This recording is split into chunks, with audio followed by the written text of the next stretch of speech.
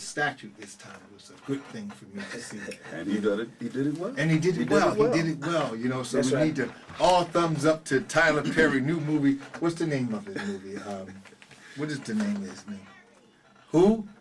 Why Why did I get married? I guess Why- that's something that Well, now isn't it, see now the engineer, which is a woman, had to tell us why I got married, because we should well, respecting what has been said, Andrea Clinton is actually in charge of our entertainment department, Okay. and she is actually the editor-in-chief okay. over Right. So I it is see. a woman that is That's right, responsible for right. what you see in the entertainment section. Okay. And so we see also a woman. Your praise. All praises to All the praise to the woman. woman. Well, we Please can't don't hurt us. We can't be here without the woman. We That's need, right. We need that woman. I'm just That hoping power. that to see that the drift of our women had seemed to be like a bit of a storm these days. I noticed that because of so many trials or tribulations that the women is not, and I just talk about this a lot on my sermon, that to maintain your femininity, because it's a beautiful thing. You know, as a man today has to watch and maintain his masculinity. You know, we got to check these things. You know what I mean? Got to check these things, and it's just so beautiful to see that. And I don't honestly believe it. It's just the Reverend Zechariah from the Church of What's Happening Now and talking. I think that a woman could get almost anything if she was a bit more kinder. I think it scares a man when a woman come in a robust, robust mood. You don't know why. I know one of my neighbors about 2 years ago. I hadn't seen her, and her in-laws had put some stuff on my side of the block, and I was talking to the guy. I said, "You don't put it on my side. You have to put it over there." And she come out in such a rage that that she come out like a monster almost towards me, and I lost contact. That this was a woman, and my eyes, did that, that little square that they have in that camera, that little square, target. And I said, ho. I said, I hadn't seen you in 2 years. You have been down south, I said, let me give you a hug.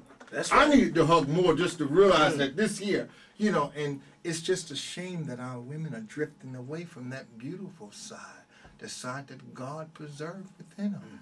So let us not sit there and keep talking about them, because they'd be outside here ready to beat me up. No, I had to run home. But on that note, one of the issues we focusing at the Amistad, especially coming to the next issue, we're dealing with Megan Williams, sister from Virginia, Okay. that was abused by 6 Caucasians. Oh, yes. Brutally abused. I heard about that. Raped and sodomized and mistreated, made to eat feces. Oh, man.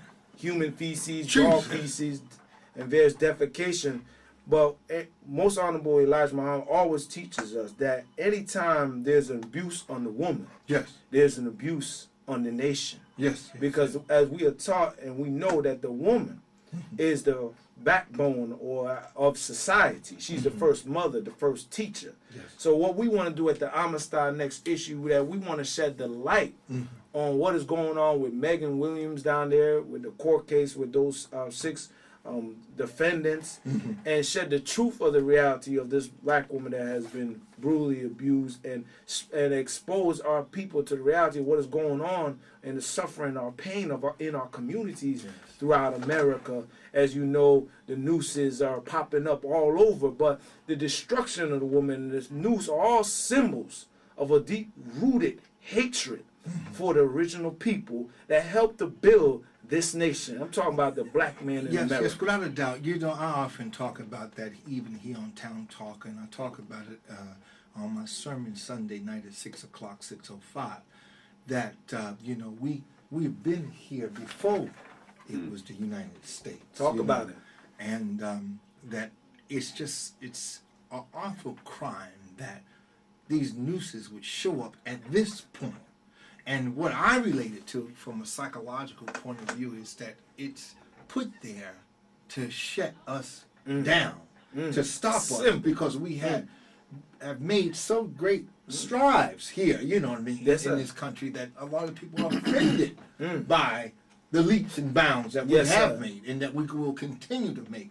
And that's why it's a crime when we don't reach out to one another and get to know one another. That's right. And lift one another up, because, you know, you hear about it all the time. I read about in the paper, in the Star Ledger the other day, that down in South Jersey, that there was some sisters that was Oh, yes, in sir. the drill team. The drill team, that's It's another name they call them in school. What they call those? They're cheerleaders. They're cheerleaders. Yeah, right? the cheerleaders. Had We their actually- problems and issues going on, and of course, not all minorities understand the pain of words as the African American. That's You know, right. These words that a lot of there was a minority guy down there that said, well, he didn't understand it was just a word, but to us it's a bit different.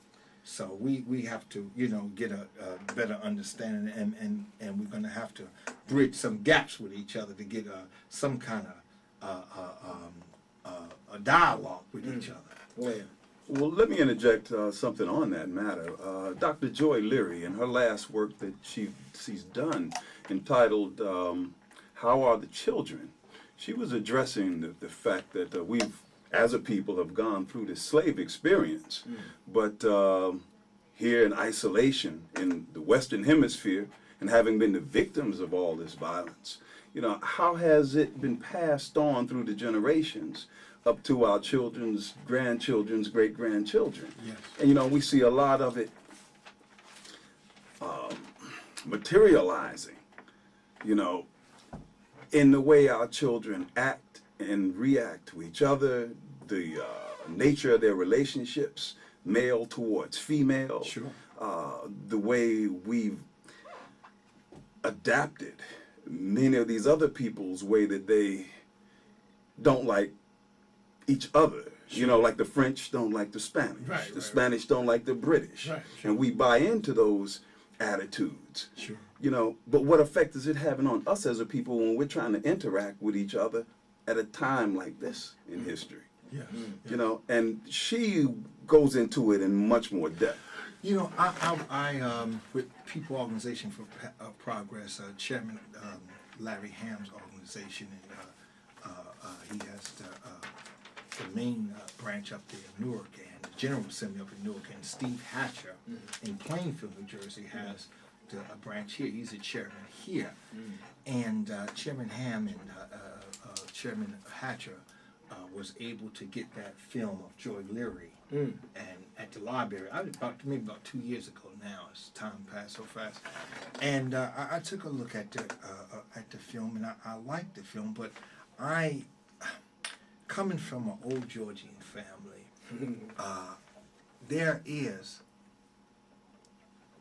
I separate, and maybe it's just my family and me. I separate slavery from the Jim Crow law. A lot of people don't do that. See, a lot of people say, like, all right, they say, like, after 1863, and then they still bring slavery into the 19th and 20th century. But I don't bring slavery up there. I end slavery in 1863 in Georgia, and then in Texas, we ended in 1865 with the Juneteenth Day. So, but I ended in 1863 in my psychology, in my mind, and then I start what we call the Jim Crow law. There is a difference between slavery and the Jim Crow law, and that right there is the only issue that I have with a lot of people that bridge the gap. They don't separate. There's a separate. Because Jim Crow law was where they had, you don't go here, or you can't ride on this train or ride on that train. Black codes, Right. The black codes, because during slavery you didn't have those codes. If you was a slave and you had a pass to go, let's say, to Boston for your master, right? You had a pass. You rode with everybody. It wasn't a black water fountain or colored water fountain during slavery, because I don't think colored was even made up. I don't even think the word nick, the N-word was made up at that time. So we have to bridge the gap to create the foundation of healing. Now, this January, coming up, January 3rd, I believe I'll be in Perry, Georgia, hanging a wreath on my ancestors grave for 145 years of freedom. Mm. And